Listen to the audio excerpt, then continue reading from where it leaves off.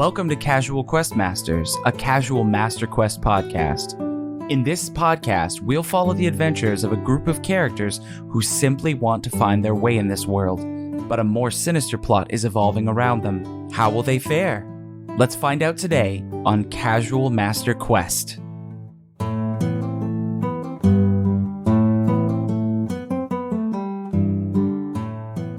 Hello everybody, get your dice ready because we are ready to roll another session of Casual Quest Masters. We are a D&D 5th edition live play adventure game. Representing the team is Nick Elchody Mella. Hi. I play Fold Nightwalker Val Nugoni. Motherfuck. And he's a little tense. Ooh, wow. Is he past, future, or presence? We both have jokes for it. Sadly. Lock and load, Brads of Christ. We have jokes ready. And he's gone. And is gone to maybe not replace him because we need both. Brandon Thresher. I play Magdohr Band Iron, and we were talking about poker earlier. Magdohr hates poker because he loses every hand. I hate it! I love it so much. It's like watching him bowl and he just got a fucking strike with the one hand. It's like on one hand, he could have the best, card setup. He could have a royal flush. On the other hand, he has nothing. Are you going to hit me up next week? Make my pun for me? I hate that too. This is where I announce my retirement from Casual Quest Masters. I love you all. I'll see you all later. Vol has decided as a Goliath not to accept death as the sweet embrace to the end of his life, but instead decided he needed to retire due to all the puns. He had to commit Sudoku. And yours truly, Tyler Vito as Nox, the lad who made a drunk dwarf float, and now they're finally getting off the boat. And last but not least is our all-powerful dungeon master, Glenn Houston. How are you doing, gentlemen? I'm doing okay. All right, Gandalf. All right, let's pull it in. Bilbo Baggins. 7 guardians of light and 13 darknesses. They will clash and help me create Kingdom Hearts. I ate everything today. It sounds like a developer who decided to be a WWE wrestler. Hello, brother. I'm here to pitch this new idea for a Kingdom Hearts 4X225ZY. I know he doesn't sound like it, but then that's what I imagine Randy Pitchford to sound like. He just has that look. Wonderful. So let's figure out who is going to do our recap of last week, because boy, was it another doozy. Was there a story that happened last week? A little bit. I feel like there's two plot points. Okay, I mean, I could be wrong. I rolled a 17. I rolled a 12. And fuck. I rolled a 18. Barely legal, but you got it, baby. All right. Just give me 1 minute. I have to prepare myself for this. You'll hear why, I guess. Uh-oh. He needed chocolate milk. Oh my gosh. Something. He drinks something milky. Also, it's oh god. Malky? Previously on Casual Quest Masters, episode 20. The group, and by group I mean Vol and Nox, decided the best way to travel is on a boat. Magdohr is very against this, but agrees to use the worst possible traveling method after he's promised to be able to be plastered the entire time. Vol goes out to buy passage while Nox and Magdohr stop by Algiers, where Magdohr buys on one of the previous cooks. Vol does indeed find a ship heading to Luskan run by a carnival. He buys 3 tickets for the Goliath drunk dwarf and a blonde one. Meanwhile, Magdohr has bought 4 kegs of ale and is currently working on completing one by himself. He fails when he falls on the floor. Vol arrives at the tavern and steals all of Magdohr's ale he said was on the ship, and Magdohr hands out. Magdohr starts flying somehow. I think it might have been Nox's doing, but this proves too much for him and he vomits everywhere. Some nice big lady cleans Magdohr up for him. I think this might have been Vol's doing. The group heads to the ship and the captain tells Magdohr that he needs to cross the ship on his own accord. This doesn't happen. Magdohr falls into the water, currently drowning. Vol decides to repent for stealing the ale and save Magdohr's life. Eventually, they all make it on the boat. Magdohr sleeps for a very long time in a keg. Vol pays a man for something called a sleeping pod. Magdohr wakes up, and everyone loves him for some reason. They're all eating calamari. Finally, off the blasted boat, the boy runs up to the group and hands Vol a very threatening letter. So was that written in all caps by Magdohr? Yes. Okay. Yes. I was like, why was it all yelled? So the Nick, last can you check sentence your was Audacity? normal signal, right? Like it was normally written, but the rest was in all caps, I guess. Okay, wonderful. Inspiration point, Nick. Good job. Thank you. I feel like we need monster truck music playing in the background. Just the group and by the group I mean Volanox. Sunday. I'll search it on filmmusic.io. It will happen. So that was a recap of Casual Quest Masters brought to you by State Farm. I don't know what the Can I give him an inspiration point too? Monster Energy drink. Just kidding. Okay. I'm just saying kidding so that way if anybody that hears this that has any sort of copyright power will go, oh, they said just kidding, it's fine. Just kidding. Just kidding. Red Bull. I'm just kidding. Just kidding. That's how it works. Yeah. Okay. That's how it works, apparently. Great. The secret's out. Yeah, so you are now back in Luskin. After wanting to not be back in this place somehow, you find yourself back in the docks of Luskin, exiting what was the name of the ship that you boarded? The Beholder? The Eye Catcher? Yeah. Eye Catcher, okay. I was like, either that, the Hellraiser, or the, fuck, I don't remember the third one, so no inspiration for me.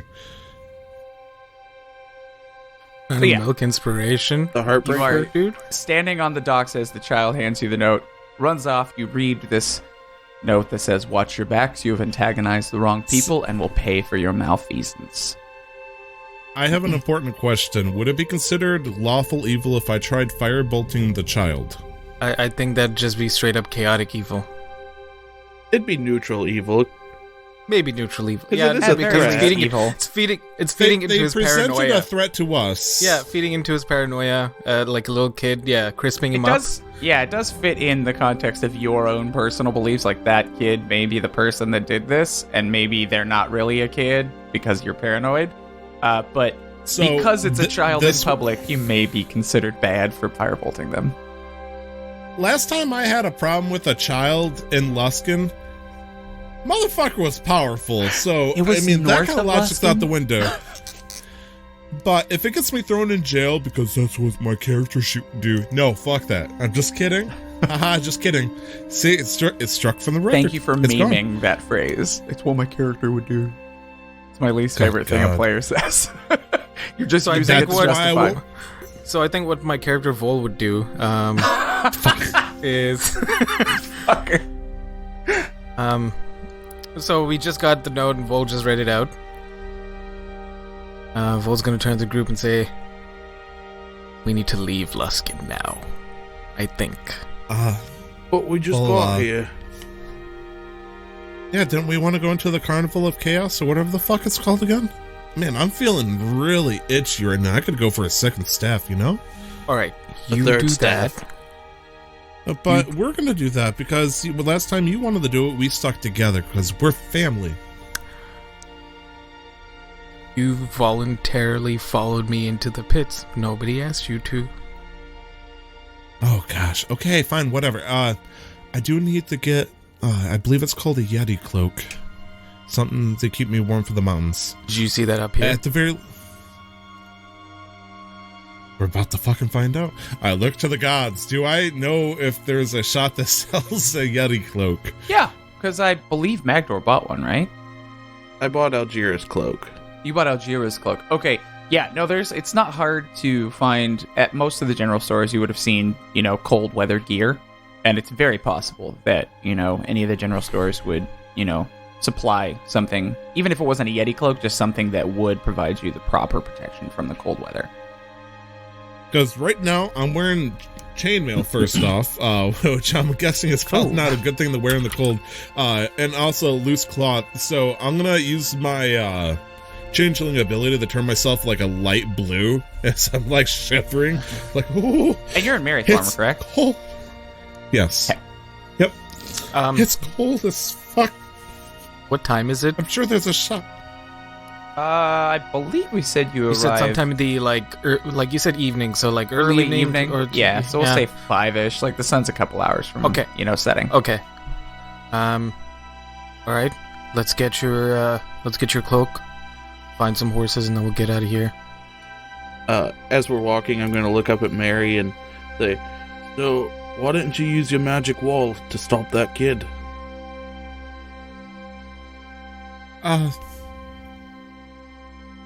Fuck. I mean, I didn't know we wanted to interrogate the little bastard. It seems like every time that we want to get information, they just toddle off. I mean, why didn't you tell me to use the wall of force, Magdohr? Wait, the little kid's on the boat? Yeah, he went back on the boat. Yeah, it was one of the Who the fuck ship are you? hands. Why are you listening to our conversation? It's one of the guards. He's like, oh, the kid just went back on the boat. You want to talk to him? I look at Vol and Magdohr. Don't worry about the kid. He was just probably paid to give us this letter. We'll just keep going. We'll do our thing, and we'll just leave. Magdohr, the reason why I didn't cast Wall of Force on him is because Vol sensibly believes he's not a threat. I don't like kids here. I don't like kids. Fuck kids. It's not that I don't believe that they're not a threat. I just don't think it'd be a good use of our time to go after a kid and interrogate him to hell when we have few hours of sunlight left, when we could get your cloak, get the horses, and leave Luskin before anything happens to us. I'm gonna whisper. I mean, we can interrogate him to purgatory if you prefer. I mean, we don't have to send him straight to hell. I'm gonna whisper. That's where they belong. Whisper to Mary. I think Vol's a little upset that he got kidnapped by a kid. I'm pretty sure he got beaten by a kid too, with his own sword. Would you say that the two of you walked ahead of me by any chance because I'm now following Mary to like get the cloak? Yeah. Yeah, sure. Oh. I discreetly cover my mouth so you can't read my lips. Okay. Yeah. I feel like Magdohr would just like turn his head bluntly so he could. Vol's not paying attention. He covers like this. Will's not paying attention to either of you. He's looking out. Like, I craned my neck around to look at you like an owl for a second, and it looks unnatural, but then I just kind of look back at Magdohr and continually, like, cover my mouth a little bit and whisper something and giggle like a little schoolgirl. Is this cloak enough to keep me warm up in the spine? I guess I asked that to Vol. If I may help give a reference to Glenn told me that this cloak would keep me warm up to Luskin, but not further north, and if I wanted something to go into the cold, I would have to get something called a Yeti cloak. That's what I recall in Neverwinter, so if he changes his mind, though... I also think Brand was asking about the cloak that he got from Elgira. Right, because that's the cloak I got, and Glenn said it was good to go into Luskin the last time we went up here, but not any further north. Okay. Alright, Magdohr doesn't remember that. Okay. Glenn apparently is going to be Silent God over here. Oh, I didn't want to interrupt. Yeah, no, that is correct. And Tyler, for recalling that information, you get an inspiration point. Hell yeah! When I do this, that means I don't want to interrupt you, but whoever is talking gets an inspiration point for whatever they recalled or did. So I'll make sure to do that. Yeah. Oh, he did again while I was talking. You saw it. Everybody in the video saw it. I'm just kidding. Wait. Magdohr, are you gonna still ask that question of Vol? Yeah. You know, the dwarves that used to come around camp were always wore a little bit more. How do you feel about the cold, Magdohr? Oh, I hate it. Should maybe consider buying something more. But he can turn into the bag. Maybe the illusion of warmth will keep him good? I can assure you that's not how it works. How powerful is this cloak? I know, but it'd be funny. Can I make it look like whatever I want? You can make it look like what you want, but it doesn't mean that it will provide extra mechanical benefits. So it's just an armor made out of fire. Magdohr's gonna sit there and think for a second. You go, rutabaga, and you slowly see flames start trickling up the cloak. Oh, sorry. It does require you to have seen something that looks like that before. So unless I'm you've sure I've seen a someone person, on fire. you've seen a person standing there calmly in a suit of fire. Maybe not a suit of fire, but their suit was on fire. Vol, I want you to remain calm. I'll heal you afterwards. The guard says, "Oh my god!" and he starts to run toward. One of the guards starts to run towards the docks with a bucket, and then they run. They start to run back. Are we still by the water? Like, I figured you guys were making your way towards the store that you wanted to while you spoke. Is that okay? I'm just trying to figure out if yeah, no, that's fair. I'm just trying to figure out if Vol would realize that this was a power of the cloak or not. Oh yeah.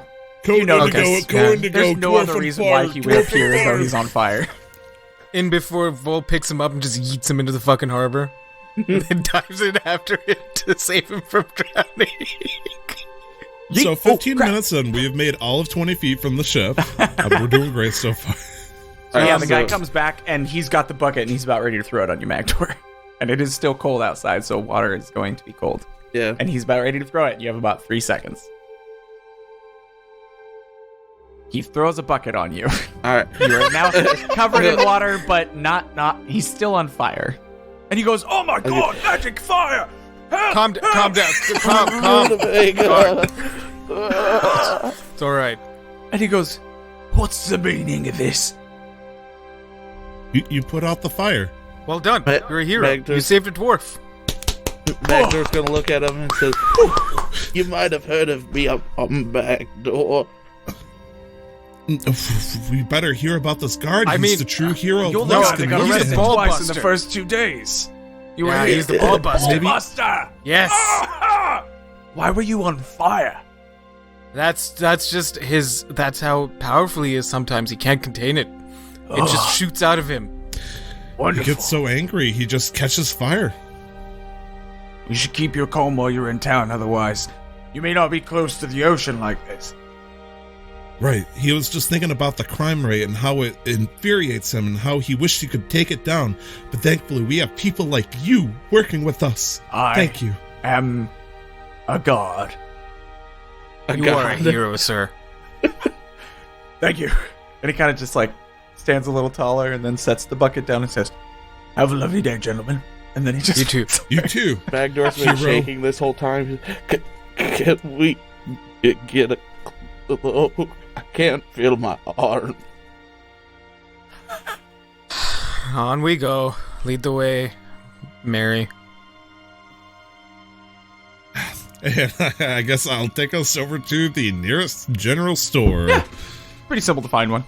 Just a simple we- supply store that has basic rations, equipment, different types. Like if you wanted to find something from an explorer's pack, just in case, because I don't know how far into the mountains Vol lives, but if you're going to need to cross it, you might need like climbing gear, things like that. And all of that would be sold here. Okay. Then I march in. I go, greetings, fellow humans. Hi? Hi. What can I do for you? Walk in, It's a female human. yes, I got it right in the first try. So what can I do for you? I need a Yeti cloak and maybe some climbing gear. Just we're gonna go skiing. Okay. I'm surprised you know what skiing is. I just made up the word. I didn't know what it was. Okay. So I was going to ask you how I can help you. But I just need some climbing or adventuring gear to go through the mountains and something to keep me warm because, as you can see, I'm blue. is it because you're so cold? Dabba dee dabba da. I mean, I really hope so because I'm literally blue, and unless I get some warmth, I'm probably gonna freeze to death right here. Oh, I mean, we have several different types of cold weather gear, whether or not it's a full outfit or just a large overlapping coat that would cover you. And it seems as though you do wear some sort of armor, so that might be the most useful thing, so that you're not restricted by having to put on an outfit and then take your armor off and on every time you wear it. I like that option, yeah. Is there a fireplace? Yeah. You just hear a thump, and Magdohr is laying next to the fire, shivering. There's a cat also laying next to the fire, and it looks at you. Not anymore. Vold's gonna go straight for the cat and try and pet it and play with it. I thought you were going to say eat it. Okay. Make an animal handling check. Like, I'm gonna go straight for the cat. I pull up my short sword. Show you my taxidermy. What kind of monster do you think Vol is? It's not horrible all the time. I rolled a 10. Okay. 10. It doesn't run all the way across the room away from you, but it definitely doesn't necessarily want to be pet right now. It's very confused by the wet dwarf and the giant that is walking towards it. Fair. Vol's a little sad. And she says to Nox, Mary, the only person left close to speak with, because Vol's gone off and Magdohr's laying in front of the fireplace. She says, I found a new toy. 2 gold for the cloaks. We also have climbers kits. Those are a little more expensive, depending on how much you are, but the climbers kit will include pittons, boot tips that will help you dig into the side if you're planning on climbing through the mountains, gloves, as well as harness, and you may have to purchase the rope separate, but if you've got the coin, you can get whatever you need. Hell yeah. Hook me up. I will take all of it. So how many feet of rope would you like? How many feet of rope do you think I can feasibly carry without being over encumbered? Well, we have hempen rope, and we've also got silk rope. The silk rope is more expensive, but it weighs less. 50 feet of silk rope is 10 gold, and 50 feet of hempen rope is 1 gold, but the silk rope is half as heavy, so you could feasibly carry more. I do have a Dungeoneer's pack. Mm-hmm. Thank you, me. So I do already have 50 feet of hempen rope. I would say at the very most, one of us should only need like 100 feet of rope. So I'm just gonna grab the pray to God. That's when Tyler learns there's 150 foot drop. I'll take a thing of silken rope. Okay. It's 10 gold for 50 feet of silken rope. And each climber's kit is 25 gold, but it will include everything else you need, except for rope. Okay. That's 35 if I'm counting right. And if you would like a cloak of your choice, and she kind of gestures towards like a heavy cloak rack that is like all like heavy gear, those are 2 gold apiece. And they include boots and gloves. We're headed to the northern side of the spine of the world. Will that be enough for these two? Like, would that be cold, warm enough? It should be, yeah. I mean, barring a terrible blizzard that lasts for a very long time, which even a creature that, wore that fur originally may have a hard time surviving in, you should be fine. Sure. Okay, yeah. I'll, So, 37 gold for you, ma'am. Did you gentlemen need anything else, sir? And she kind of says that to the shivering dwarf by the fire. Magdohr, you should probably pick up a cloak. Magdohr's gonna reach into his pocket and just pull out 2 gold. I'll need a cloak. All right. Sure, your choice. They're all over there. You can just choose one that fits. They're all 2 gold. Gonna take the gold and go up to her. I'm like, we'll also need some rations. Or about. Oh, you two don't need climbers kits? I don't know. Magdohr, would you need a climber kit? Honestly, if you're going into the spine, probably. I would recommend it for each one of you because... How much was it? 15 gold for that? 25. 5. Oh.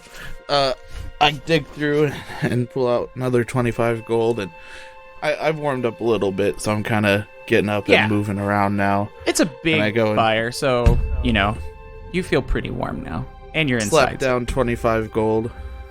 Guess 27. I'll take one too. 27 for the cloak and the. Oh yeah, you already put that up. But great. And for you, sir, she looks up at you, Vol.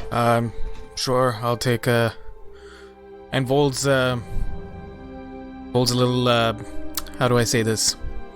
His pride is a little in question now. He's like, fucking. don't want to take a climber's kit, and I know my way home, but I should probably take a climber's kit. I'll take a climber's kit. Well, if you'd like, you can hand it to me, and we'll just pretend I'm the one that needed the double up because I look so flimsy once we get to the village. No, I'll carry it. It's fine. Thank you. Okay. And we're gonna Okay, need some Whatever makes you feel good. rations. Wonderful. 1 day of dry rations is 5 silver, but that should be enough for whether or not you're of this gentleman's size or your size, sir. And she gestures to the dwarf and the Goliath. She says 1 set of rations should be enough for either of you. And it consists of jerky, dried fruit hardtack, some dried, legumes and nuts and things like that. We'll take 30 days. So 30. Jeez. 15 gold? Pete's. Yes. Wonderful. And she gathers up a large bag and then, gives you 30 days worth of dry rations. So that was 25 for the climber's kit, right? Mm-hmm. 2 for the cloak. Did anybody else want more rope? I was going to say, Magdohr's going to open up his pack and look and say, I guess I better get some rope too. And he's going to buy 50 feet of silk rope. Okay, another 10 gold, please. Hands them off. Wonderful, thank you very much. Sorry, I'm just counting. So I bought a climber's kit, some rations. Vol will also buy some rope. Vol's gonna treat himself a little bit, so some silk rope. Please. Wonderful. Oh, middle class. Mm-hmm. And I'm testing out my Yeti cloak, and I'm just gonna whip it open and have Krosov shoot out from between my legs. do you sell any arrows here by any chance? We do, absolutely. How many are you looking for? We only have basic quality arrows, as long as that's okay. That's fine. I'll just take 20. Wonderful. I believe that is, and she pulls out a little book. I just gotta make sure I give you the correct. I don't want to overcharge you for this. Because my homebrews, I just make I make up prices for the most part. I'm already grateful because over in Neverwinter, you told me the Yeti cloak was 50 gold. So it's wow, 2 gold here? What a deal. What a deal. The economy's changed. We cleaned up crime. Everything's getting cheaper now. Arrows are 1 gold each? That doesn't make sense. That would be crazy. It's a bundle for 1 gold. Yeah, let's just say you get 20 for a gold. Okay. That feels, as long as that feels fair. Fair. And then as we're packing away all the stuff, I'm gonna ask: is there any stables where we could get some horses for colder climates? I would like to offer you something, since you purchased so many things, something that would be useful for you in your journey, especially if you're climbing in the mountains. I would offer it at a discounted rate since you purchased so much, but it would be very useful for someone who's going into the spine of the world and climbing. And she pulls out a token, a little metallic token with a feather on it, and she says, if you keep this on your person, if you fall more than 15-20 feet or so, then you will land as if you cast the feather fall spell. It only works once, but it is useful to make sure that at very least 1 tumble doesn't cost you your life. And at that point she says that I'm just gonna look at Mary. And I'm gonna look over at Magdohr. I haven't been drinking yet. It's the yet that worries me, Magdohr. I will let my pride answer this one. I will not take that, but thank you. I don't know about my companion. How much is it? Oh, since you've done so, purchased so much, I can give it to you for 10 gold.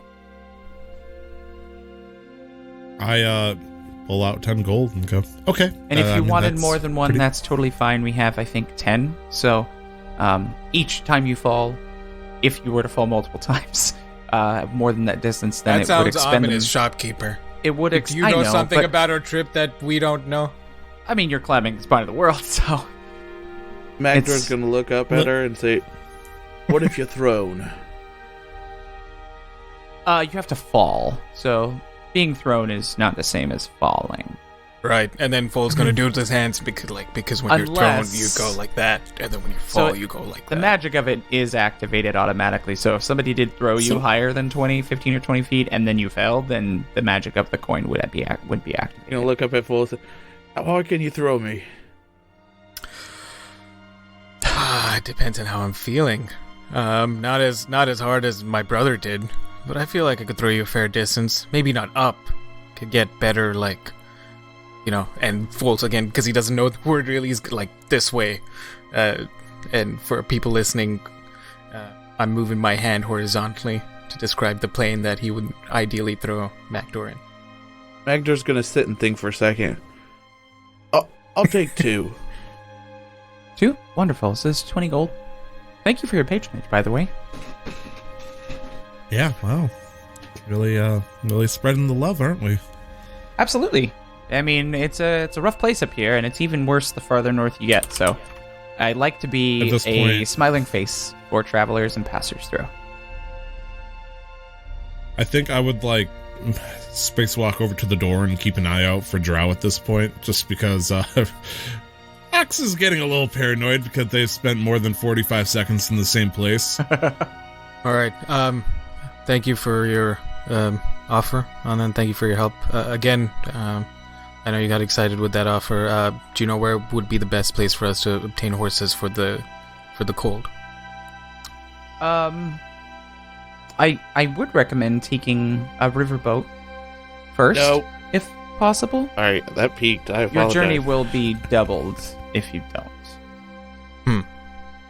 Okay. The river will significantly expedite your time getting to the mountains, but luckily enough, most of the river boats are equipped for holding animals of the equine nature. And we do have horses that are more accustomed to the cold, but unfortunately, once you get into the mountains, I don't know if you'll need a horse. If you take the riverboat, you'll basically be brought straight to the foot of the mountain. Right. It would seem kind of silly to buy horses and then take them over to the next city and then just leave them there to go up to the mountains. That's true. And this time aiming more at Nox. It's been a while since... Yeah, not even been a while. I've never gone home since I left. A lot's changed in these parts. A lot of these pathways didn't, properly laid out. But thank you for the information. Well over Sure. I'm 20 just years. Want to make sure people stay alive. Yeah, no, it's been almost 20 years. So everybody agrees we're taking the riverboat? Aye, let's go. Have a wonderful day, gentlemen. You too. And lady. Oh, thank you. And you see her... What are your passive perceptions? 13. Oh, I love this question. Because I'll tell you why. My other character in Tyler's campaign has a passive perception of 12. That's terrible. It's fucking dog shit because everybody else around me is super fucking 20. I see, third eyes open all the time and seeing everything, and here's my character just constantly be like, yeah, no, roof's rumbling, probably nothing. I have a passive perception of 21. Wow. And Nox? 11. Okay, Nox, you recognize that she has a wand behind the table. We'll attribute it to your tall height. Knowledge of Arcana. And she seems, when she says, I like to be a smiling face for passers through, and I like to see them alive, you see her point it at herself, and her smile it's almost as if it was revivified. And I'm on the other side of the store near the door at this point. My eyes kind of bulge a little bit. I'm like, I think he meant Vol. oh, only Vol sees that. I apologize. Oh, okay. Because he's tall. My bad. He's tall enough and he's close enough to the counter that he can see her do this. You're not exactly sure what it is, but she definitely did something to make herself happier. I'm looking outside the store anyways. It makes sense I wouldn't see it anyways. Yeah, I was wondering. You're like, yeah, Nox, you see this because you're tall, and I'm like, wait. I meant Hold to say up. Vol, I apologize. I am back. Yeah, Vol doesn't say or do anything about this. Doesn't concern him because his first reaction was, "Do you think I could cast Absorb Elements as a reaction?" And it is only a reaction because I haven't It's used it only in a a while. reaction, yeah. But because she cast it on herself, Vol's just going to ignore it. He doesn't have time to dwell on it. And he's just going to head outside. As we're walking out, Magdohr say, "Alright, let's go find out where we can get some horses then." Magdohr, we're taking the boat, and I'm going to drag you on that boat with me if it meant... I don't know. We'll be fine. Don't worry. It's a river this time, so even if it were to go down, it wouldn't be that bad. Yes, it would. Oh, it wouldn't. I'd just swim and pick you up and throw you on shore.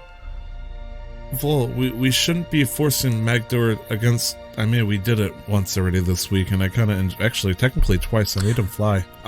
Let's find out how much and how long, and then we'll make a decision. Is that fair? Because if it's not too long, and if it's not days like it was from Neverwinter to Luskan, then maybe it'd be okay. It was okay that one day you spent on deck, wasn't it, Magdohr? And we were in deeper waters then. This is not going to be as deep. What happens if I give you a toy, Magdohr? Alright, let's go. I pull out the figurine of wondrous power for the silver raven, and I said, I kind of like show it to him. I'm like, you said you wanted it. I'll happily give it to you if you go on the boat with us. Why haven't we got a boat yet? So would Vol know where to start looking? Because I think my first thing was just going to go straight to the docks and ask where we could, like, would they leave just also from the docks because the river leads in? Yeah, they're just kind of like built on, like, into the city a little bit, just on the river. So they're not quite on the docks, but they're definitely very, very close. Built on the river, closer to the docks and the ocean, so that way they can, greet travelers like yourselves who are trying to go upriver. Because most people, to be real, most people use Luskan as a stopping point. It's not usually a destination, All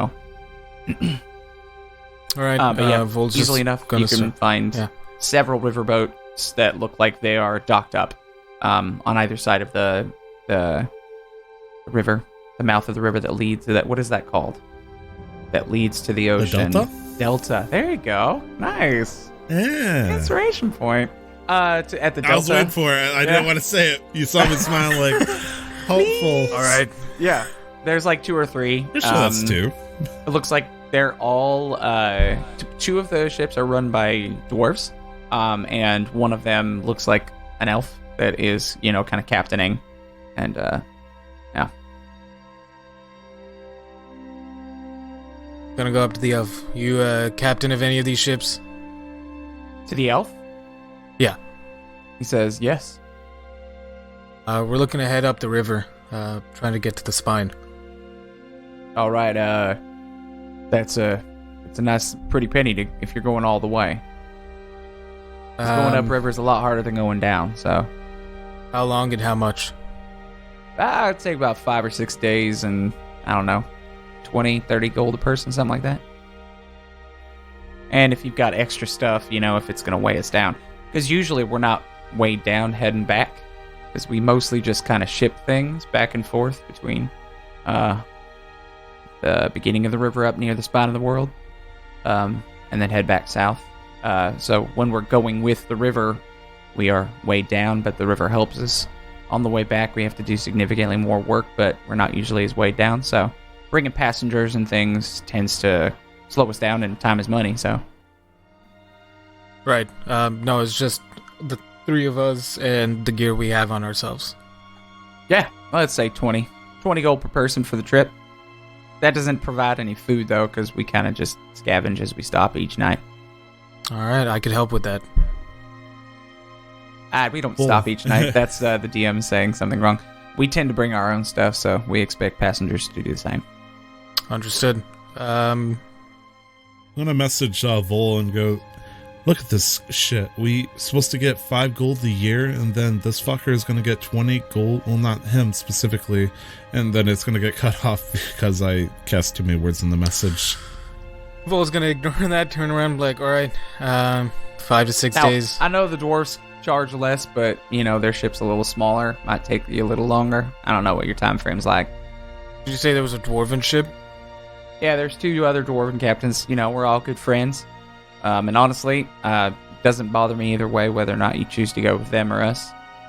So I think it's just because my dwarven friend here, Magdohr, he's not too keen on ships, and maybe being around dwarves might be easier on him. Oh, totally fair. I think they charge like half of what we do. Magdohr, what do you think?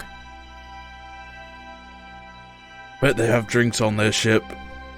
None of the elvish Almost wine. unequivocally. Hey, don't bash elvish wine. It's good brew. I mean, Magdohr did try elvish beer. Apparently he didn't like it that much. It's light. It has a good flavor, but I think just for the dwarves, it doesn't do as quick of a job as they'd like. That's actually one of the Magdohr, didn't you one of say the it dwarves just up there. They tastes have like water. Sorry? one of the dwarves actually comes from a brewery. They have a dwarvish brewery at the foot of the mountain. So they are bringing ale back and forth, mostly You back. see forth, Magdohr I guess. pulling at Vol's cloth, his whatever pants he's wearing. Cloak. I want that boat. All right, I want that all right, one. all right, Magdohr. We'll go talk to them now. Thank you for your time. Y'all have a good time. Be safe. Thank you. And then Vol's gonna go to the dwarves. Excuse me. Yes. We're looking for passage up to the spine. I mean, Mirabar, I'm assuming specifically, but yes. Well, yes, passage up to the river so we can get to the spine. I mean, unless but, you can go up the mountain. If you can go up the mountain, that'd be fantastic, too. How good is this boat? We don't have flying ships. None of them fancy airships like Neverwinter has. That's unfortunate. But how much would Wait. passage be, and how long would it take? Hold up. Wait a minute. Boy, I tell you what, there'd be airships over in Neverwinter. Well, I mean, yeah. You want to book passage on one of them, you're liable to spend 10 years of your wages to get on one. I could imagine, 50 and also gold? I don't do well with hovering without any kind of ground beneath me. Oh, don't be such a sissy pants. Listen, Now, my dwarf friend here, Magdohr, he's not too keen on ships, so we figured that being around dwarves might make him feel a little more comfortable.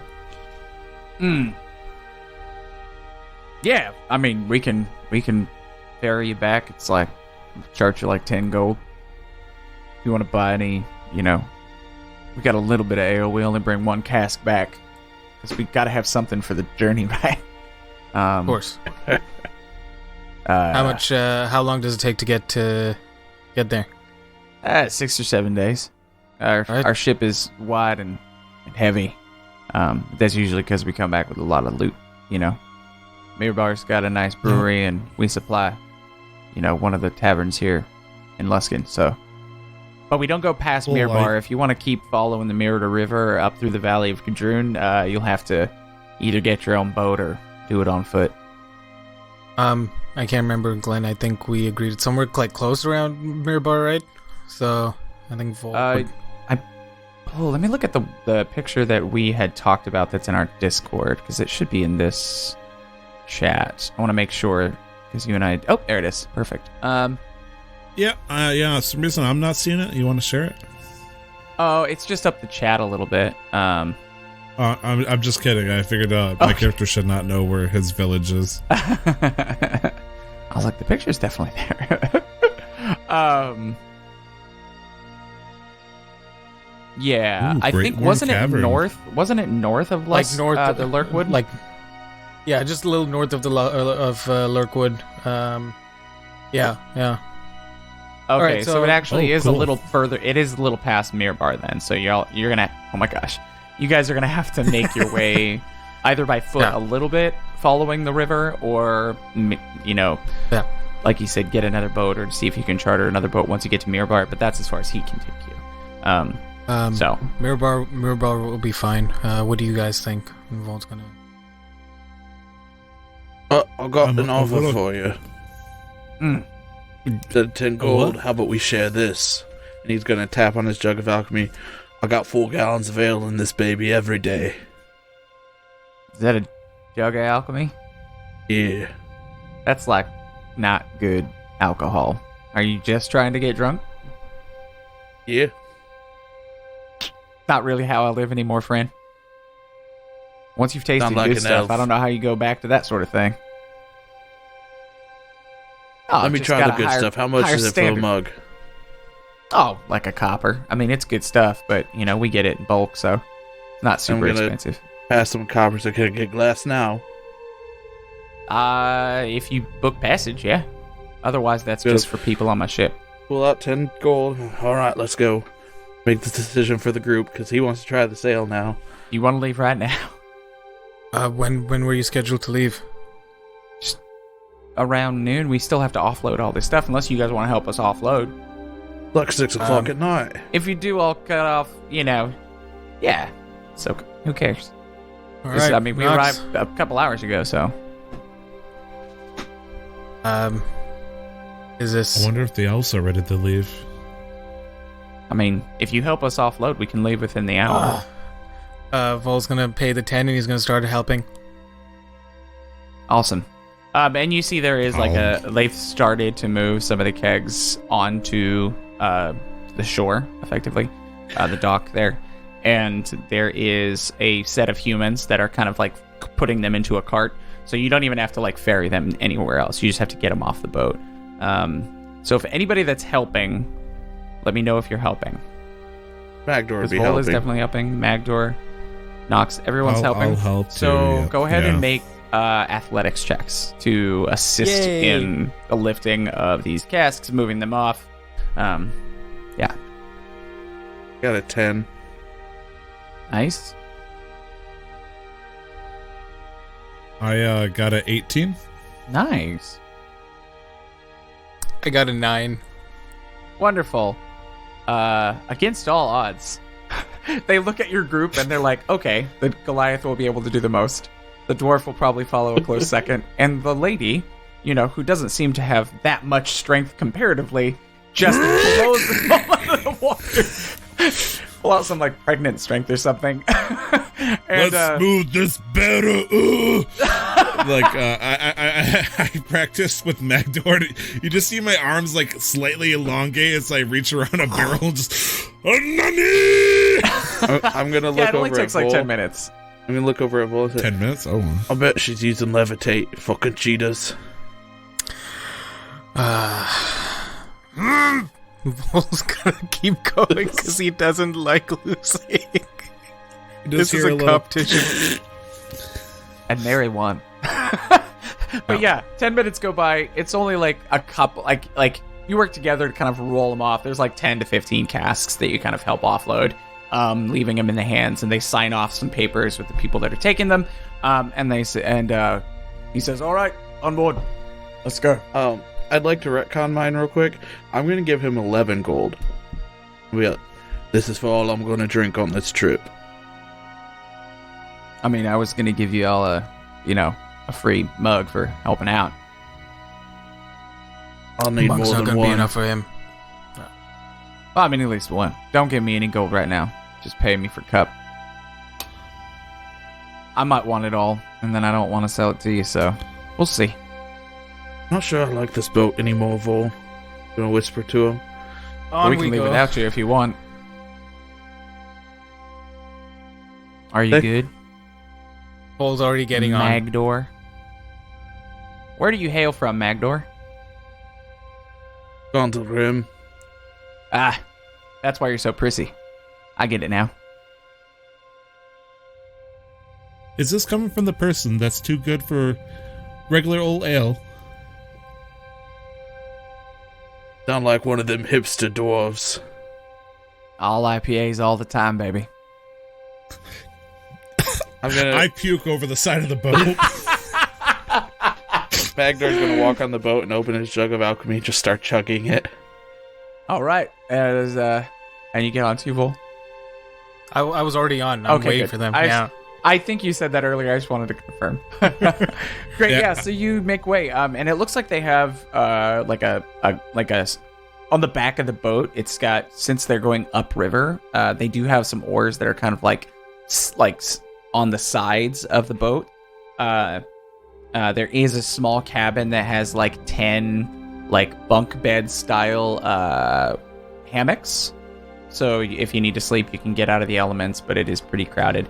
And then in the back of the boat, there is like an iron stove sort of looking thing. And they've got several like giant piles of coal that they're pouring into it. And it looks like the steam is running out of the top of it and propelling a small kind of like, so it's a little bit of a steamboat, that way they can push upriver without having to row. Nice. And they make way. It's not super fast, you know. You could estimate like 3 or 4 miles an hour, but that still puts you at 20-30 miles a day. So 6 or 7 days in, you'll probably be in Mirabar. And the river, at least through Luskin, doesn't seem to be superbly fast. So you can imagine that the rest of the river isn't too rough. But you make way. And as you travel upriver, is there anything that you wanted to do specifically? There's a crew of about 4 or 5 of these dwarves, including the lead guy, who you've now found out his name is Gromph. Gromph. Yeah. Grompf. Hipster name. Disgusting. Frog name.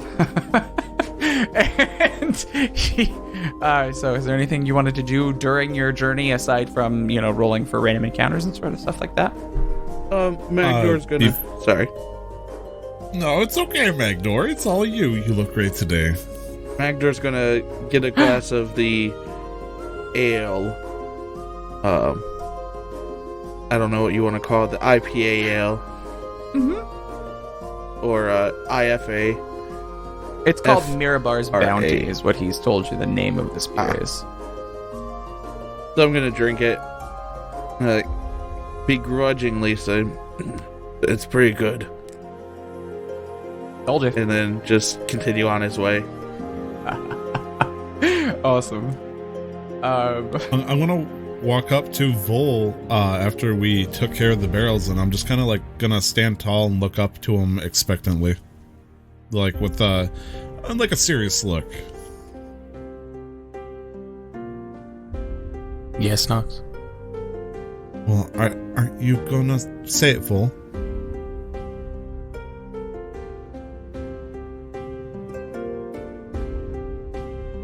Say what?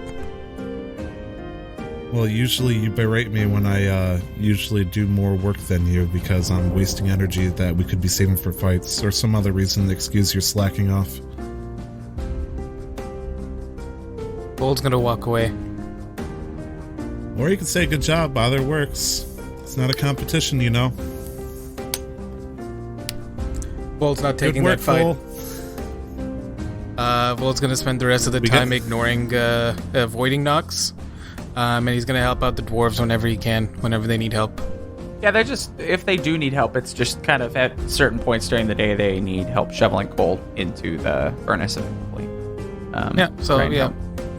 Whatever they need help with, I'd let them know that, Vol's available.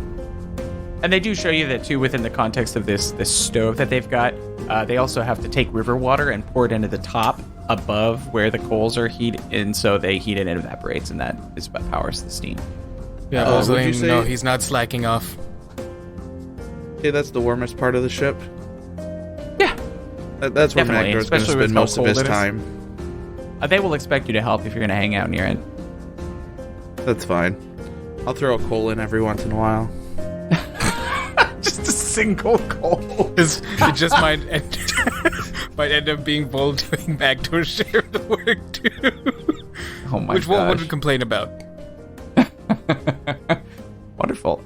So since this travels all day and night, we're just gonna roll once for the day and once for the night for all 6 days. And you'll arrive around noon, midday of the 7th day. Not having to roll for encounters on that last day. So go ahead and just roll a d20 and let me know what you've rolled. for the first day of travel. Who wants to go first for this fun part? I rolled a 2. Wonderful. Yeah, the first day goes off seemingly without a hitch until you get close to the end of the day. And as you are moving into the evening, passive perception 21, do you have dark vision? No, I do not have dark vision. Don't you have the Cool. glasses still? No, I haven't been given them back. Like, I gave them back a while ago. Oh, did you? Yeah. Fuck, okay. Then I will add that to my character sheet. All right. Somebody. Yeah, awesome. Now you really notice what's going on as you're traveling. It's getting into the evening. It's darker now. As you get to a little bit like of a place where the river sort of turns back and forth, which causes it to be a little more tumultuous and a little more bumpy. And through the bumpiness, as the dwarves are all kind of like using the oars to keep rocks away as they are propelling themselves, and the main guy is steering, a bit of the water, when it hits the side of the boat, lands on the ship, and instead of like falling like water would, it remains formed and begins to attack the dwarves around you. Roll initiative.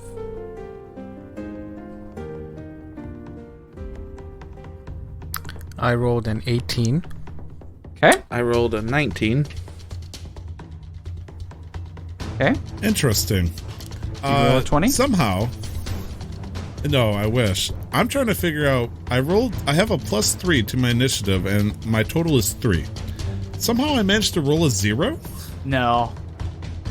Yeah, I agree. First Just off. re-roll it. So, I mean, technically it would be a 4, I think, if we're going to go for the lowest. No. It's like the die was cocked or it fell off the table. It's an internal error. So I rolled a 20 for the second time, I guess. So 20 total, or?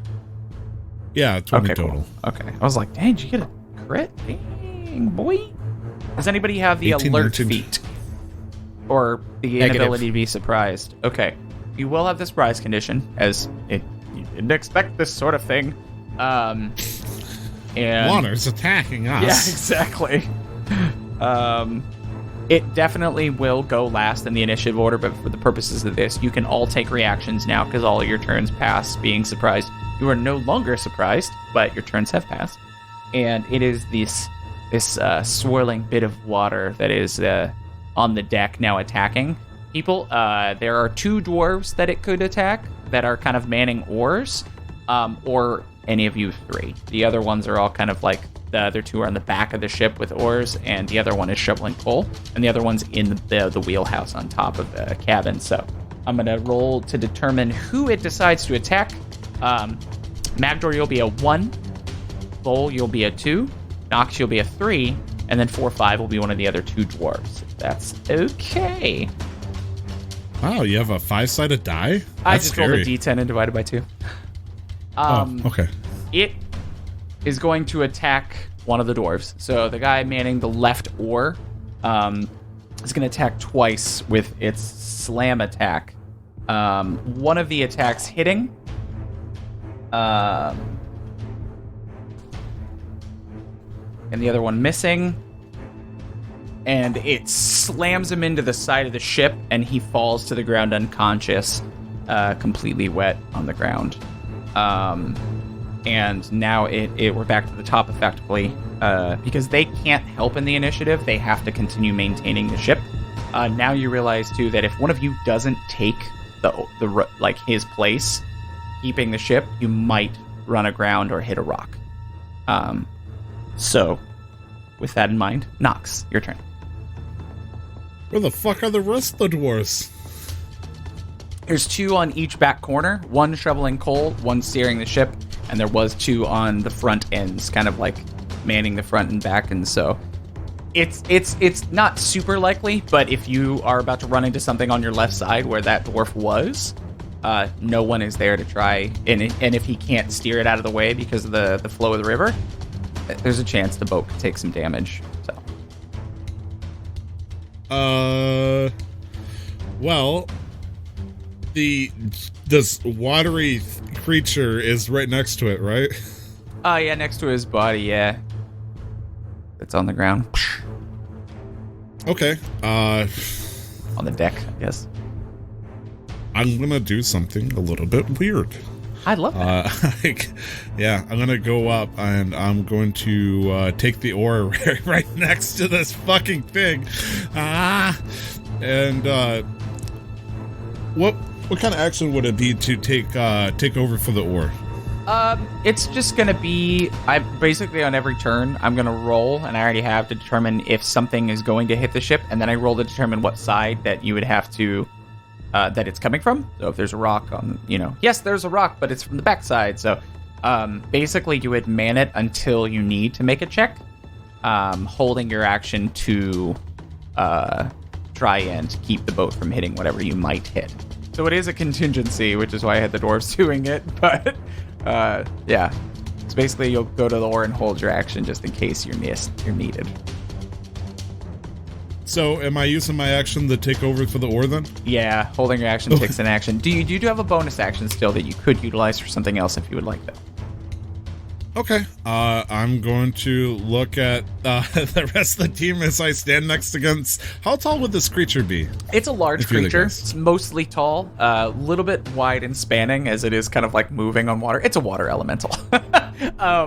So it's pretty big. It takes up a lot of space, just kind of flowing, moving water. But yeah, if you imagine probably 7 or 8 feet tall, but a lot of movement and width to it as well. I'm just gonna go, you made me ink! As I panic, and I'm gonna quicken darkness on myself. Okay, cool. So around you and the elemental now, because it's a 15-foot radius darkness sphere, right? Yeah, I think it's 20 feet, but yes. The downside is, can you see in darkness? Magical darkness? No. Then you won't be able to see if anything's about to hit the side of the ship.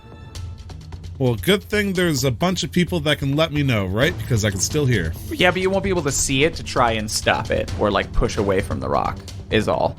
I thought there was, 5 other dwarves on the ship that could... that's what is there I'm no saying, navigator? On the front left side. No, he can try and navigate. The only reason any 4 of you would be used is if that rock or whatever is coming to that side. But if darkness is there, then you can't see. I just want to make sure. You won't be able to see stuff coming. Now, the water elemental also wouldn't be able to hit you, so...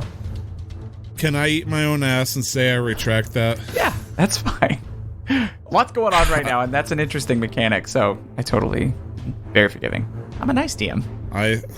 I sigh before I take over for the oar, and I can lazily point my staff at it, and I cast Hold Monster to see if I can get some luck.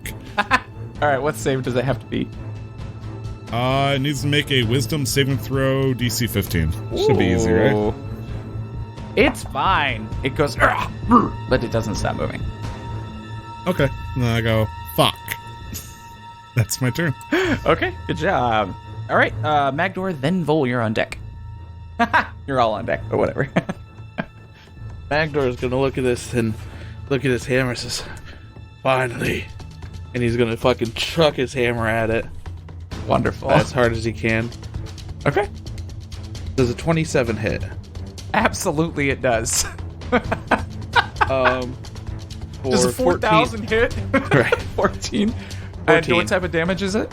Bludgeoning. Okay, 14 magical bludgeoning damage, right? Yes. Right? Is it magical? I believe so. It's a dwarven thrower, yeah. Okay. Yeah, it splashes off a bit of its shoulder, which kind of reforms, but a little thinner, because it's, elemental. And then it returns to your hand, right? Or do you have to spend an action to catch it? It does 13, and then it comes back and does 1. It deals damage twice. We had talked about this last time. What? When you throw it, it does 2d8. Oh, yeah. Cool. So just this 1d8 and then 1d8. Great. Love it. And then it returns. But I was just saying, do you have to use an action from your economy to catch it when it returns? No, it just says... No. It just returns to your hand. Yeah. I'll Wonderful. double check too, though, but I'm pretty sure. It says immediately after the attack, the weapon flies back to your hand. Wonderful. Did you want to do anything else? Move, get closer to it, use a bonus action for anything else? I'm assuming I have a mug in my hand. I'm just going to take a drink.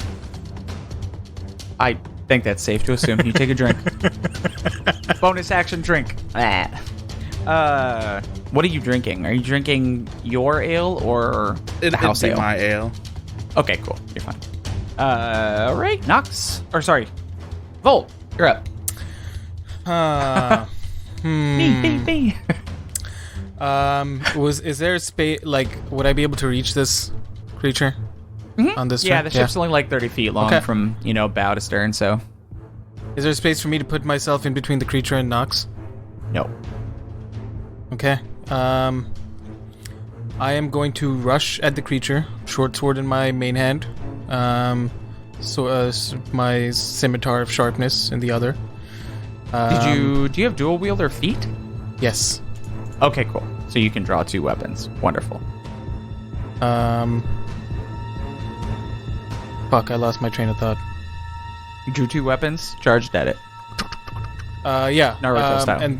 And then I'm gonna cast Hunter's Mark. Okay. And take 2 swings at it. Love it. I lost the chat. So the short sword, an 11 hit. No. Okay. Slices through some of the watery mist, but it doesn't find the core of the elemental. Has a 10 hit. Nope. All right. So that's gonna be it. Oh yeah. Yep. If I'm technically right next to the creature as well, Yeah. I was gonna say you could grant flanking, but you're not fighting it, so you don't grant any combat advantage. That's the only thing. That's why. Okay. That's why I didn't ask. I'm just trying to see if there's anything else I could do. No. Okay. That'll be it. All right. Yeah. Now we're to the elemental, whose attention has been turned away from Nox for the moment, as well as the other dwarves, having a dwarf hit it and then a large Goliath standing directly in front of it. So there's a good chance it's going to go after you, Vol, but there is a chance that it could deem Magdohr an equal threat. But it is going to go for you, Vol. What is your armor class, please, as it attempts to hit you? 16.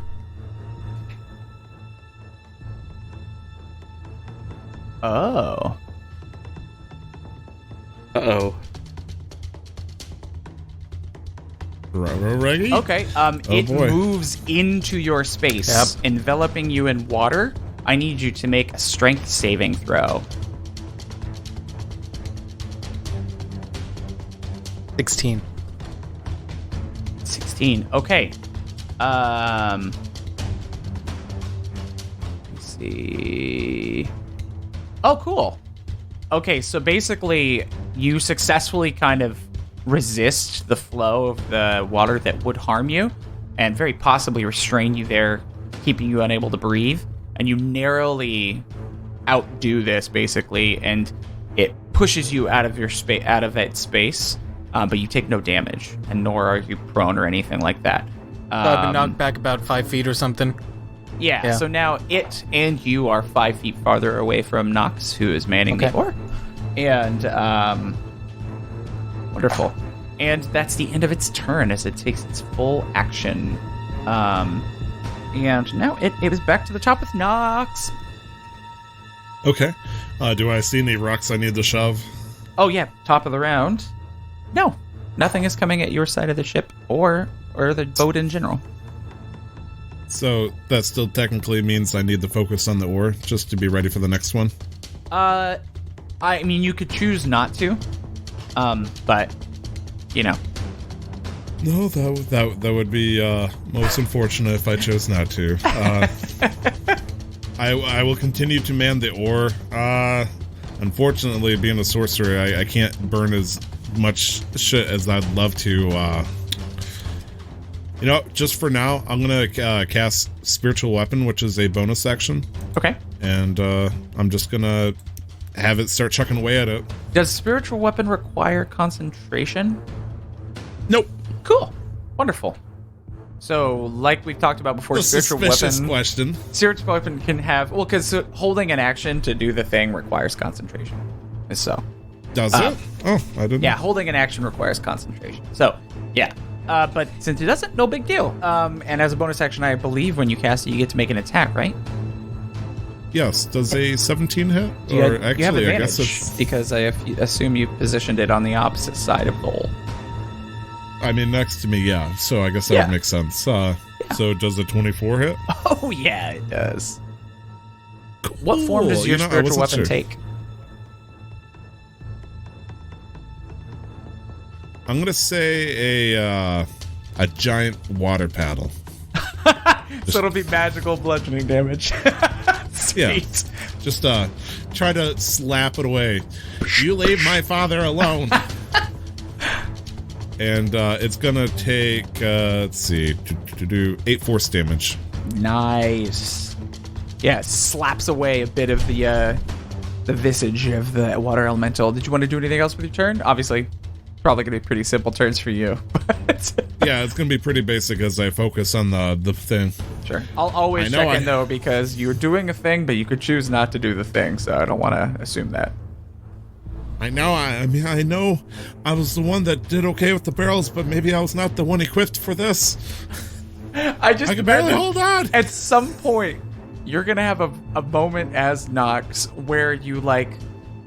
If you've seen Tropic Thunder and watched Robert Downey Jr. like switch between himself and not knowing who he is, and then being another character, and you're just gonna like have a moment like that super existential crisis, and you're just gonna not know who you are and just do all your different characters. I'm sorry, that was anyway super tangent. It's okay. I'm excited for that day. It would be an interesting day. It's gonna have to be a lot of stress to cause that. Right. All right. Magdohr's up. All right, so I have the dwarven throw in one hand. I can draw another weapon with my dual wielder feat with no issue. Mm-hmm. Unless the dwarven thrower has the two-handed property. Because then you can't throw it. No, I'm not planning on throwing it. Yeah. Okay, yeah. Because if it has the two-handed property, or is it versatile? I don't remember. It's versatile. Well, I mean, yeah, I want to make sure that the thrown property doesn't when it's thrown that it doesn't require two hands, because I don't know if that's the case. No, it's versatile. Yeah, once again, that's as a warhammer, but like when it's thrown, does it need two hands to throw, or if it doesn't specify, then we don't have to worry about it. It doesn't. It doesn't specify. Straight. But I'm not planning on throwing with one hand so. if you want. Yeah. But you do have the option of throwing it with one hand. So. Right. So I'm going to finish my drink, my right hand. And bonus action. Love it. Well, no, not. It's finished as the last action, so the drink is done. I'm going to toss the cup onto the ground, and then I'm going to pull out my other warhammer. So I've got two, and I'm just going to walk up to this creature, look at Vol, and say, "Time to do what you showed me," and I'm going to fucking smack it with the two. Wonderful. This was learned from Vol. Does a 20 hit? Uh-huh. Does a 10 hit? No. So I only do 15 damage. Only 15? Which one hit? Did you walk up with me to fight this? Yeah, I mean, I'm up to it. So you probably have advantage on that second roll. No? No, it's far up enough there that you would have to be standing in the space that the magic weapon is in if you wanted to grant yourself advantage. It doesn't grant advantage. It just has advantage. Yes. No, but aren't we flanking because he's standing right next to me? He's standing right next to you. That's not flanking. Flanking is when you can draw a line between the enemy from one character to the other. Okay. Right. Yeah. If we don't mind, just to make this concrete, because before it wasn't flanking, it was just how many enemies are near another enemy. Yeah. And if it outreached it. No, it was so flanking. It's flanking now? It is. Well, it's flanking if you are able to flank multiple times, enemies and allies. If both sides are flanking the same amount of times, then it's negated. Okay. Just to it's make not, sure then. Yeah, in it's the not future. just mobs around. It's if you can both flank position well, then you're going to negate advantages that the other one has. Okay. Which Then hammer hit? flanking rules are now confirmed. The Dwarven Thrower hit. Cool. So 15 magical bludgeoning damage. With an enemy like this, just make sure you specify for me, just say magical, because that way I know I guess the resistance is. You're good. I just wanted to make sure that I gave you the proper amount of damage. Good job. Yeah, you smack another large portion of it away with the Dwarven Thrower. Anything else, Magdohr? No, that'll be it. All right, Vol, you're up. All right. Gonna keep swinging. Here Just comes keep swinging, short sword attack. Does a 24 hit? Uh-huh. For... Alright, hang on. I gotta do all the things. 18 damage. That's including Hunter's Mark and Colossus Slayer, because I'm gonna proc that on this hit. What type of damage? Magical, because my short sword is a +1. So magical piercing. Piercing. Okay. Yes. Wonderful. Nice job. Second Okay. short sword hit does 8 because I'm flanking with the spiritual weapon. Spiritual weapon does not grant you advantage. Okay. It only is. Does It's it- granted advantage by you, but it can't give advantage. So it's like a half flanking thing. Does a 11 hit. 11 does not. And then last swing coming in with the scimitar does a 18 hit It does. for a total of 9 slashing damage with Hunter's Mark procced. All right. Yeah, you guys have done some serious damage to this elemental as it begins to kind of like its form is not quite as cohesive as it was when it first splashed onto the deck of the ship. Anything else? Or was that was action, bonus action? Did you want to move or anything? No, I'm gonna stay right there. Stare it down. I'm just making sure Okay. Hunter's Mark lasts for an hour. Yeah, no, all good. Okay.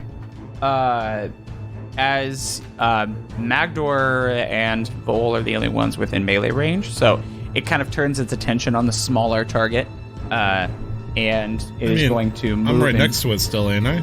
Oh no! Remember, it moved away when it tried to grab. Okay, sure. Because it moved forward into Vol's space, so it moved away from you, and then you put the spiritual weapon where it was. I assumed between you Okay, and it. yeah. Now. Yeah, it's I believe 10 you. feet away from you. Now it's moving into Magdohr space, so Magdohr, I need you to make a strength saving throw.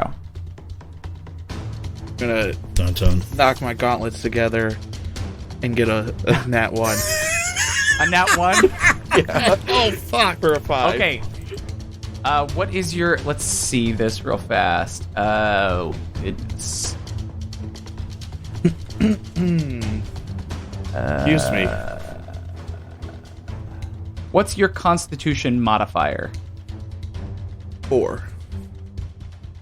4. So in 4 rounds, you will be dying as you are engulfed by this thing without time to really take a proper deep breath.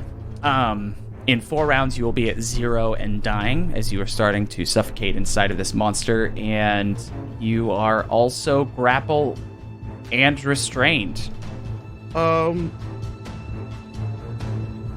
never mind. That'd be detrimental. I was gonna say Magdohr has a problem with water, so maybe 3 turns. He's panicking right now. Well, we Just can take what always the team say gives that you. narratively. I'll give you an inspiration point if you make it 1 round less. Yeah, it'd be 1 round left because Magdohr, as soon as he's engulfed in this water, he's like trying Okay. to breathe. So you take 12 magical bludgeoning damage as it just kind of batters you around inside of its form.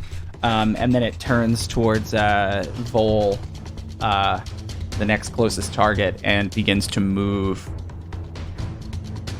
towards you as well. And it moves into your space. Oh, no. That's an action. But that's the end of its turn. And now it is back to the top with Nox. Let's see if anything's coming towards the ship. There's something coming towards the ship, and it's on your side. Yay! So You get to I do successfully something! I pushed it away.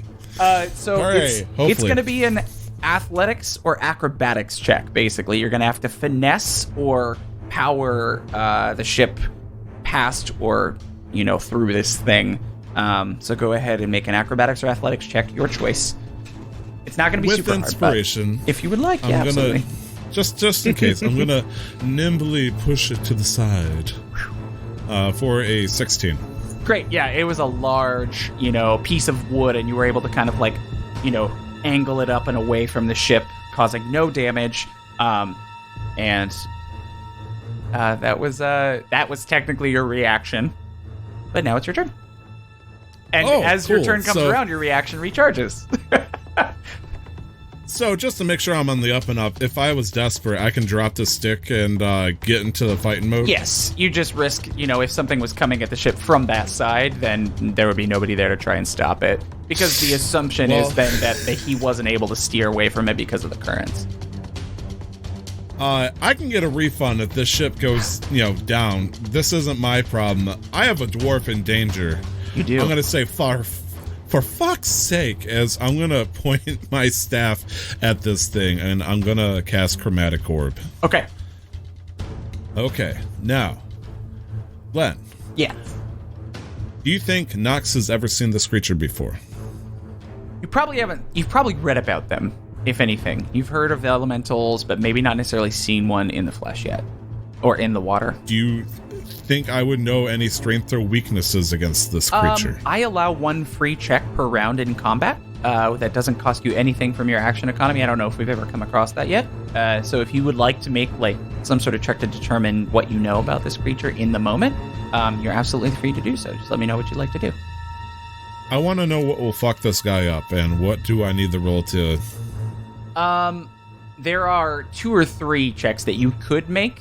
Do you want me to present them to you? Because the DC will be different for each one. Or you can just tell me what you want to do, and I will... I'm going to persuade the water elemental to tell me its weakness. Feasibly, you could probably do either Nature, Arcana, or... what's the other one? History. All intelligence, looking great. Low. So I'm gonna spend a majority of my turn talking to Magdohr. Just getting Dungeon Master came back. Arcana, History, or Nature? They're all intelligence. Great. I'm gonna use Arcana. Let's see if I can't. Yeah. I rolled a 19, so I got a 23 in my Arcana. Wonderful. Yeah. You think that it doesn't have you like recalling information that you had read about these creatures. You don't think they have any specific weaknesses. They are resistant to a lot of types of damage because of their magical nature, but no specific weaknesses that you could harness. But you do think that cold damage might affect its ability to move effectively as deftly as it wants to. Not necessarily a weakness to damage, but it is water, so. Well, I was gonna go for thunder just to see if I could blow it apart, but you know what? Let's put Magdohr on ice. He's about to become a figure skater. So I'm gonna use my second inspiration here. Okay. I'm also going to cast this at the 3rd level. Jesus. Is that a 5d8? So, if I hit. So Chromatic Orb does a 22 hit. Yeah. Good, because I got 2 22s. And then I'm going to do the 10 plus 2d8.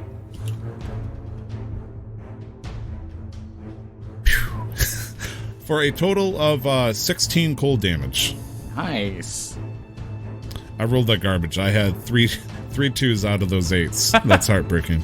But 3 2s and 2 4s. Partially freeze it, if you know how water, when it gets cold, starts to kind of be a little slushy, sleep, that sort of thing.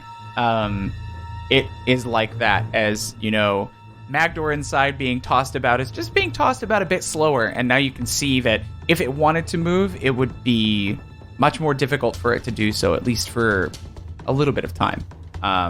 Okay. So effectively, you reduced its speed by 20 feet. And I'm going to use Hexblade's Curse on it. Okay, that's a bonus action, right? Yes. Nice. So, I'm going to put my staff close to my hip where my dagger is, and I say, Mother, it's time to target him. As I start to hunch lower and lower. Is there any... that's going to be... Is there any physical or visual representation that happens as a result of the Hexblade's curse, or is it something that's kind of like your own perception of the creature? Starting at first level, you gain the ability to place a baleful curse on somebody. So I'd like to say, if you want to, for flavor, just to maybe stir the pot a little bit here. I don't know. You see a purplish ethereal dagger get stabbed into the side of the water elemental. Okay. Would that be satisfactory? Or if you want that to be the mechanic, now that may be a problem later because I know that it has a range on it. It's up to you how you want that to manifest, and if you want to put a limitation on it, like that it has to be stabbed in. Purple cloud of doom. Or if you just want that to be the aesthetic right now, that's totally fine as well. I mean, I'm not walking up to him. I just figured within 30 feet you see a dagger materialize and it gets stabbed into it. Oh, that's right. It's an ethereal dagger. Got it. Not your dagger. Yes. Totally awesome. I love it. Fantastic. Okay. Then I do that. I did it in the wrong order. Oopsie. I should have, did it the other way, but we'll look up past that. Anyways. Yeah. So you all see that as well. And now it is Magdohr's turn, followed by Bolt. Magdohr, you can make another strength saving throw to try and get out.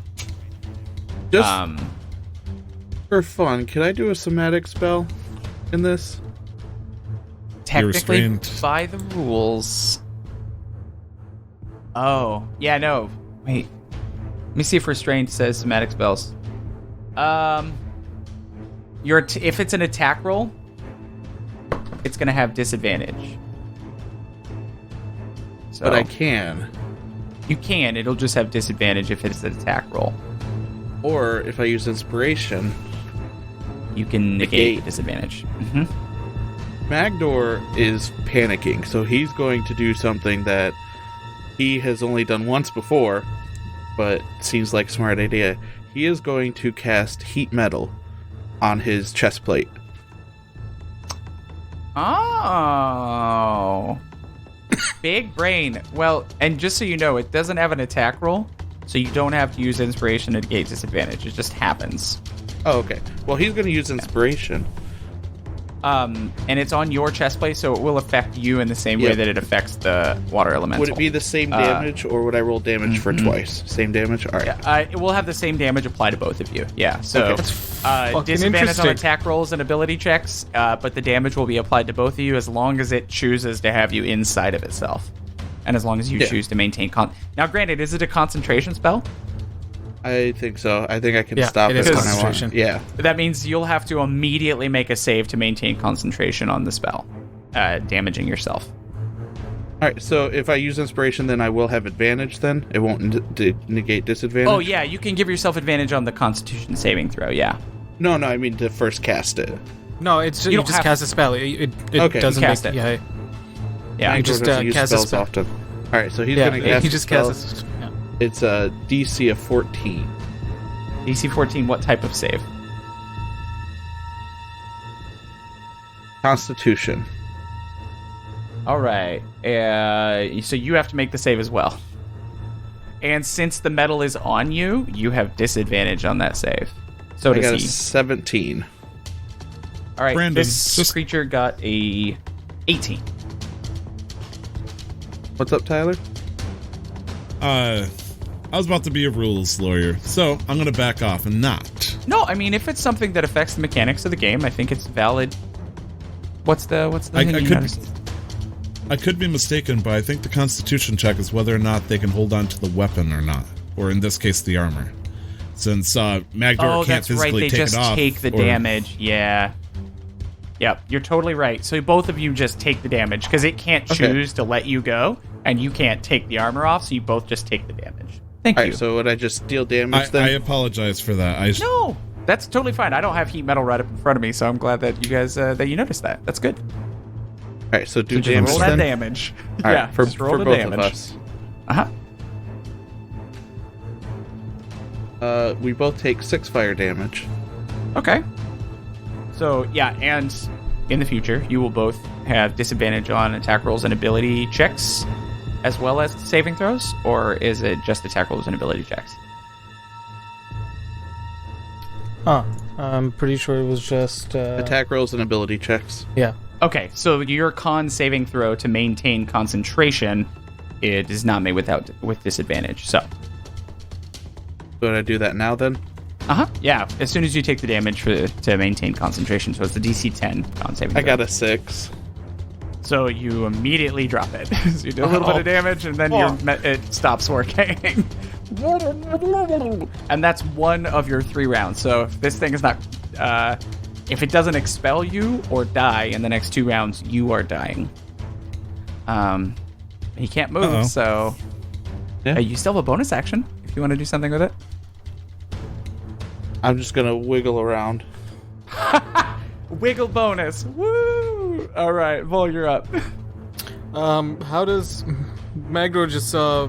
Vol just saw Magdohr's chest piece light up and then immediately fizzle out. Heat up and then fade, yeah. How does Magdohr look to Vol? Like, does he look... Make a perception check with disadvantage. It's kind of hard to spot him too much because he's being thrashed about inside the creature. That's where the bludgeoning damage comes from. 14 with disadvantage. 14, you can tell that... Well, what's your hit points at, Magdohr?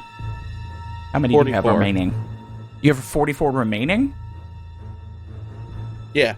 Wow, okay, yeah. So he seems pretty healthy, but he does absolutely appear to be panicking. So there's a better chance that he's going to drown before he's going to get damaged so much that he's going to die. Okay, so to be more specific, does it seem like he's about to drown? That's really hard to tell. Okay. He's not really, like, gulping or anything yet, and if he was, it'd be really hard to see. Vol's gonna keep swinging. Yeah, but I say the creature's form is getting progressively worse as you continue to damage it, though. And he's a little slushy, right? Yep, he's a little slushy. He's a little, like a little snow cone elemental. All right, 2 swings with my short sword. Both of them 15. Okay. Do they hit? 15s both hit. Okay, let me do the things here. With Hunter's Mark twice and Colossus Slayer. Colossus Slayer once, right? Colossus Slayer once, correct. Okay, cool. So that is a total of 25 from both of those swings together. Nice, good damage.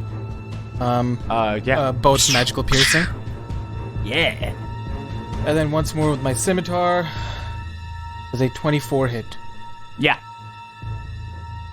For a total of 12 slashing damage with my Hunter's Mark. All right. As you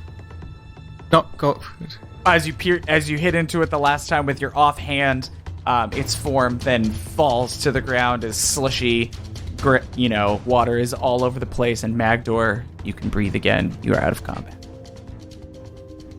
I'm gonna immediately cast Healing Word on the fucking dwarf and say, "Yo, break time's not over yet, buddy." Or it is, actually. Just kidding. Oh, not that dwarf. Sorry, the dwarf that's next to the ore. Oh, okay. Oh, the one that got knocked out immediately? Awesome. And he goes up and he's like, Or is dead. Oh, what are you doing? Give me the ore. And he takes it from you and continues to work. He didn't know what happened because he got knocked out. No, it's okay. I was just had the thought. I had dark thoughts in my head, okay? Just dark your thoughts. passive perception is like a 13, right? No, you don't even need to worry about it. He just goes, "Thank you," but says it quietly enough that only you can hear it. I mean, no problem. Okay. All right, Magdohr, up you get. He's like a newborn baby. I'm just gonna learning to breathe. Give him like a pat on the back. Magdohr kind of throws up a little bit of water. All right, Magdohr, I need you to make a wisdom saving throw real quick, too. I got a 9. Oh, wonderful. That makes me so happy. Not me. Roll a that does make me D100, please. Oh, no. 25. Also, roll a d6. Ew. That's how many wishes you get. 2? So as you try and like help get him accommodated, something takes over from the fear, and he just begins laughing uncontrollably and is technically incapacitated until he stops. You want me to act that out? Just You don't have to do it because it's gonna last for 7 minutes. But he seems very off. Like, this affected him deeply. Like, he really is scared of water. See, the boat rides aren't that bad. He's just gonna look over at Mary and just laugh right in her face. Why are you fucking laughing at me? I still have a spiritual weapon up. You do? Vol's gonna carry Magdohr inside. Let's say towards the edge of the boat. Yeah. And just lay him down somewhere. Okay. Yeah. So inside the cabin with the hammocks and stuff? Yeah. Okay. Yeah, you hear him laughing in there just for the next few minutes. Vol's just gonna sit there. And the captain on top of the wheelhouse goes, "Is your friend all right?" I probably wouldn't have heard this, do you think, or? Yeah, I mean, he's talking to you and Nox since you're the ones on deck now, since he's inside of the wheelhouse. Oh no, I'm sitting with Magdohr.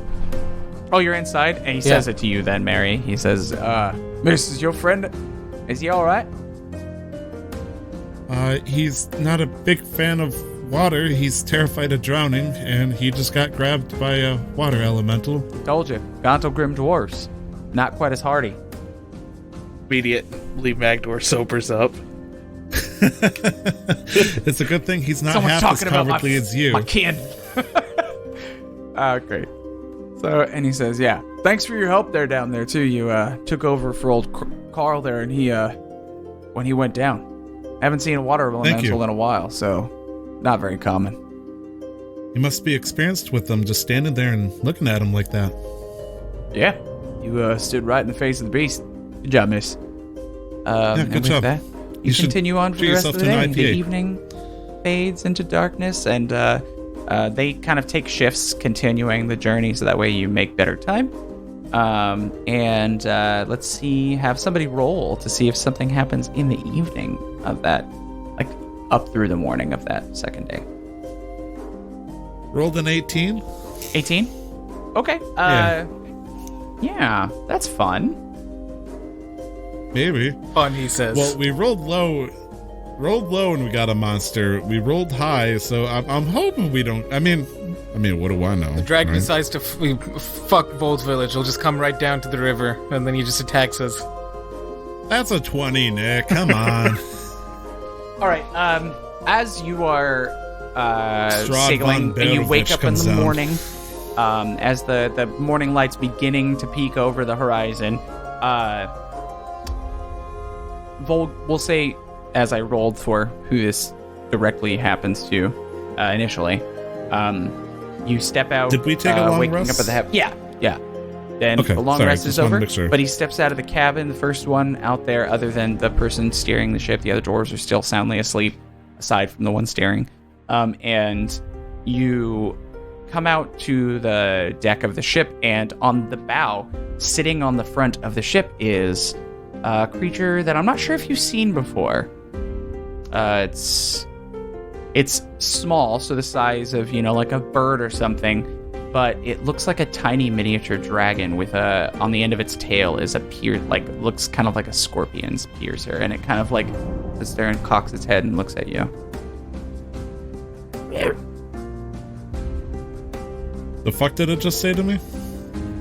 I mean, you're asleep, so. Ah, okay. I'm gonna approach it slowly.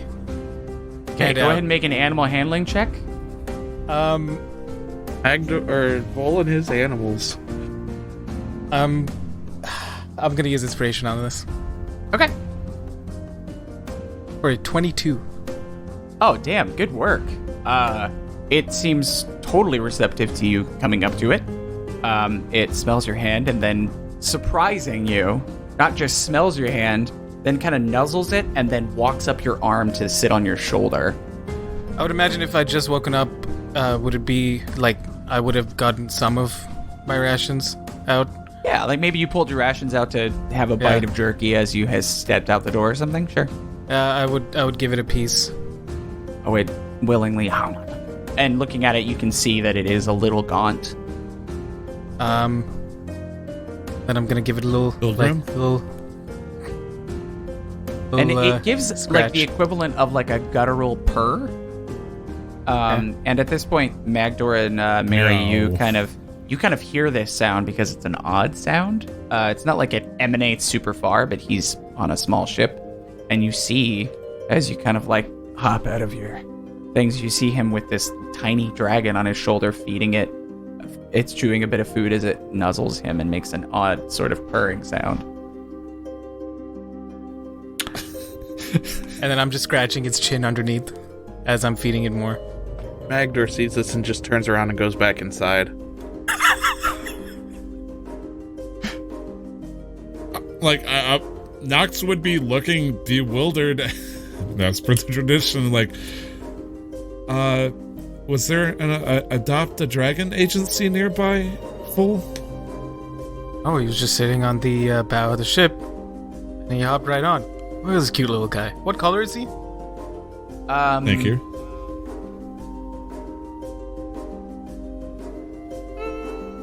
Like a bronzish brown, Nice. Okay. like a really deep copper. Look at this cute little guy. And as you scratch its head, you hear in your mind, feel in your mind is more likely a sense of connection and bonding. And I guess I'll ask, or just I'm gonna pull out my How to Speak Draconic for Dummies translation guide, because I can speak Draconic, but I'm gonna open up and I'm gonna go Vashnir, which is my bullshit way of saying hello.